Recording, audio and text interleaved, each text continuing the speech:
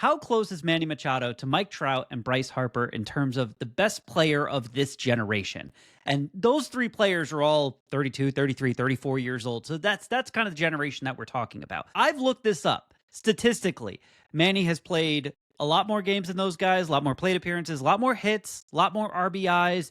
He's has the same batting average as Bryce Harper over this period. Harper's got a little bit more power. Trout's got a little bit more speed. Harper's got a better postseason track record, and Trout has more MVPs. And Manny's the only one of the three of them that has a gold glove, which I was a little surprised about.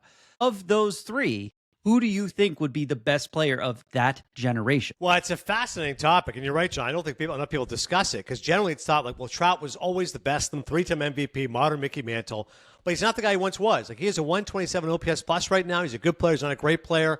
He's only played 49% of games since the 2020 season, and that's where I'm like, durability has to play into the conversation for anybody who's saying on the pro Manny side, like, listen, he's posting up. These guys are not.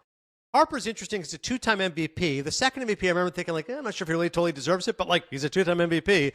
He's had great seasons, as you mentioned, the power and big-time moments, like that home run against the Padres, obviously. Like, that does help in the narrative when you say if the guy's a great player. You go, well, Bryce has done it on the biggest stage. Manny hasn't, as you said, had the postseason career. But if you want to include defense, man, like Machado's unbelievable. I remember years ago with Tim Kirchin saying, look at how good Nolan Arenado is. And it was a great debate. Who's better at third base, Machado or Arenado? You know, I value defense as a fan, as a broadcaster. When I watch a guy like Manny do a bare hand play, when I see those ridiculous throws, like when you're so far deep in foul territory and it's not even like a one hopper to first, like I marvel at that stuff. And I think it matters so much in terms of the game and how you can value players. So unfortunately, I would have Manny third because if I looked at their collective career, if I looked at WAR, like Trout's three-time MVP stand out. He was the best player of his generation for much of it. Now he's 34, and he's going to limp to the finish line for 5 years. Manny's still a young man comparatively speaking, right? He's only 30, 31, but he's been playing for 10 years.